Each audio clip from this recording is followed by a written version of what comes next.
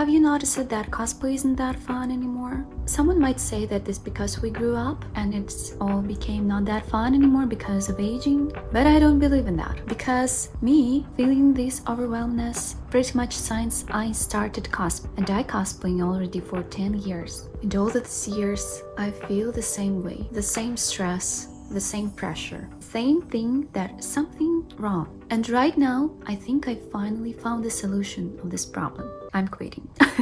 Just kidding, I'm not quitting cosplaying, no. And I think that I can help people to solve this problem too. But before I will tell you about it, I want to define the professional cosplay concept. What is actually professional cosplay? How to become a professional cosplayer? How to make cosplay your full-time job? And can cosplay be a career? Basically, to become a professional cosplayer, you need to earn money from it for a living and for other cosplay projects. And I think Jeannie D in her video How to Become a Professional Cosplayer gave pretty clear answer to this question. Basically, you need to have an audience. If you have a pretty loyal fan base as cosplayer, you can monetize it with many different ways. You can sell digital products, you can have partnerships with brands, you can use affiliate link marketing, you can sell merchandise, you can run a subscription platform as Patreon, for example, or you can be a guest cosplayer to the conventions or George cosplay conventions competitions. Well, actually, you need to be a cosplayer influencer for making money out of cosplay. Yeah, there is another option of making commissions as prop maker, wig stylist, or seamstress, but I think it's more about craftsmanship. If you want to make money out of cosplay performing and being a performer, you have to be an influencer. There is no other options besides social media platforms to do it. And this is where all the problems are actually starting. Because first of all, being an influencer, it is actually a skill. It is a job. You can't just focus on cosplaying and making cosplay costumes and performing them. You also must focus on social media and how to run them, how algorithms works, how people attention works, how to attract them, how to grow your audience, how to make people like and subscribe. This is a science. This is an art itself. And being an influencer nowadays, it's actually a pretty hard thing to do because of very high competitive platforms. We are, as bloggers and influencers, are actually fighting for the most precious resource in human life, human attention and human time. We need for them to spend time on our platform, and even if you really love cosplaying, you can't watch all cosplayers in the world. I know what I'm talking about. I try to do this thing because obviously someone is more attractive than the other one, someone is more interesting than the other one, and this competition grows every single day, and you need to fight for human attention. You need to make more beautiful cosplay costumes, you need to make more beautiful photos, you need to film more interesting short-form videos or long-term videos, and because of these, standards grows too. And it hurts. It hurts not only cosplayers and influencers who making all of this, it is actually hurts people who consume this content. Small cosplayers, not professional cosplayers. More and more often on the conventions from different people, I hear things like, oh, my costume isn't that good, my wig isn't that snatched, my makeup isn't that good, I have no social media platforms, I'm not actually that good cosplayer. The real thing that I'm actually hear from that, it's they are actually shamed. They feel shamed. They feel like they are doing cosplay wrong, not good enough. Perfectionism, problems with self-esteem, overwhelmingness, but the main thing is actually shame. Shame because on social media there is such a high level of cosplaying, so average cosplayers, small cosplayers, non-professional cosplayers feel overwhelmed. Of course, social media gave us big, beautiful opportunity to do what we love to do, but it is actually caused a lot of problems too. Not only solutions, but also many problems. And I can't blame professional cosplayers because they force it to do it. You need to make good quality content because you want to earn money. There is also one more thing. Once you became more and more popular, you're slowly and carefully turning out to be an actually cosplay celebrity. And being a celebrity, it's actually a pretty tough and rough thing itself. because all of this pressure and stress out of people's attention, it's not only pleasant, of course, for you as an artist, but it's actually really very stressful. It causes a lot of problems, psychological ones and physical ones too. And not only it's being pretty stressful, but also being a celebrity and becoming popular, it is something which is actually happens by accident more. Kamui Cosplay in her video How We Made Cosplay Our Job explained it pretty much well. She told her story of how she became more and more popular on the internet, and she had a day job and she was forced to leave it because she wasn't able to do commissions and go to the convention as guest with her day job. So she left it, but she did it only because she had some kind of plan B. And only after a while she figured out the thing with cosplaying book and stuff. She started to sell them, and this is how she made money for a living. But I'm pretty much sure that she wasn't able to sell those books if she wasn't already a cosplayer rock star. So she became full-time cosplayer because she became an actually cosplayer star. And if you want to become a full-time cosplayer too, if you want to do it for a living, you kinda force it to become some kind of celebrity and popular human being too.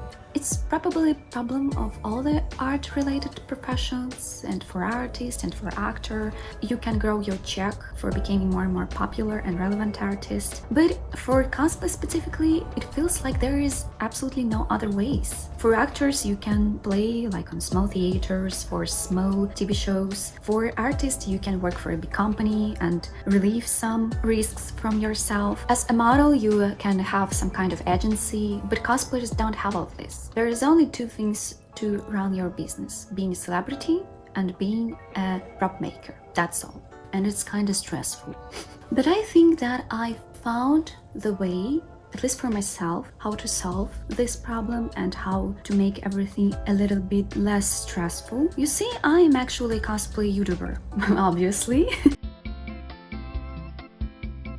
And I choose this platform for my cosplay content, the hardest one platform, by the way. I have on my recommendations feed a lot of cosplay related videos, and I think that I know pretty much all big cosplay YouTubers. There's not much of them, to be honest, but I know them. And you know, every single time when I see their videos, I don't want to hurt anybody, but really it's something that I feel myself. Every time when I'm clicking on their video and starting watching them, and I'm seeing things like, hello, my name is Cosplay from Cosplay, and today we're going to make costume. First of all, I want to take my EVA sheet from my EVA foam sheets shelf, and I want to take all of these instruments for working with those materials, and I want to turn on my printer for 3D stuff, for fabric, laser printer, so on, and I'm going to make all this costume. Every time when I'm starting to hear that, I feel so bored. It feels like the more professional you are in cosplay making and in prop making, the more boring it became to do. Working with all of these professional materials, yeah, it actually gives you an opportunity to make it really very good with high quality and stuff, but it is actually kind of make everything the same way. It's boring for me personally. Leave a like under this video if you feel the same way when you're watching all those videos. I'm so sorry, but it is so true. And later on, I seen a video by Oh No It's So, I suppose. She did cosplay costume from Genshin Impact, and she did it with such a simple materials, the simplest way you can imagine. She took a simple white shirt, she put on blue turtleneck, she just cut a piece from it, and she made accessories out of cardboard from the simplest material that she can find in her home, and it was so pleasant to watch it. I don't know why, but I guess it's because of her passion, her willing to do it, even with the simplest materials. She just showed her path making those cosplay costumes, and even if she worked with simple materials, it looked like it more interesting for me personally to watch. I wanted to become a professional cosplayer myself too for a long time, to find a way how to earn money from it, and I have no opportunities to do it actually the way how it's considered to be professional cosplayer. Maybe if I lived in Japan there were more options for me to become a professional cosplayer, but unfortunately I'm not from Japan. I'm from a forbidden country which name cannot be pronounced. I have no big convention here in my town. I can't participate in cosplay competitions with money rewards. I can't be guest to the big conventions. I have no money for it. I actually live in closed country and I can't move nowhere from it. And I have no my workplace. I have no the sheets of EVA foam and warp. I have no instruments to work with that. Just physically, I can't do it. I have no money for it. As a cosplayer, I can't do it. And what? I can't cosplay after this at all? Should I place a big cross on the dream of my life? No. I just need to figure out something else. And I think that I did. I want to romanticize not a professional cosplay. I want to show the ways how you can be a cosplayer not professionally. I'm not a professional cosplayer anymore. Done.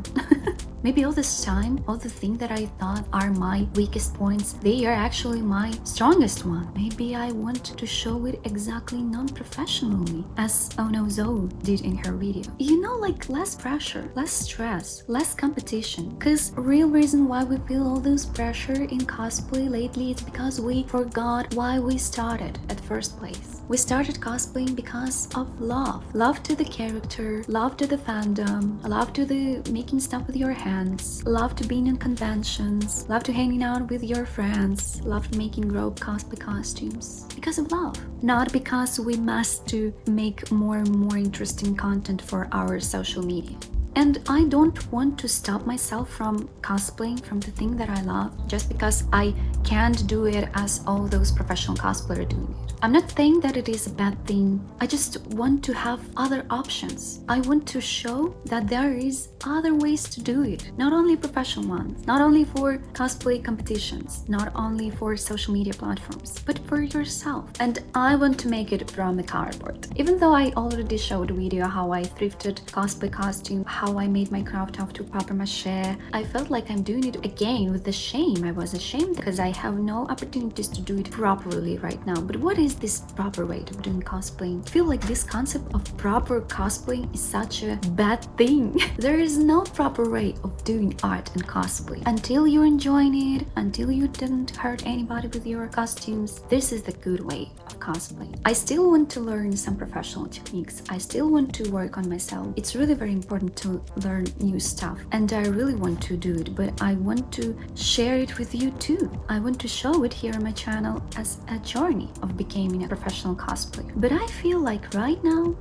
I'm not a professional cosplayer, and I'm okay with that. It's okay.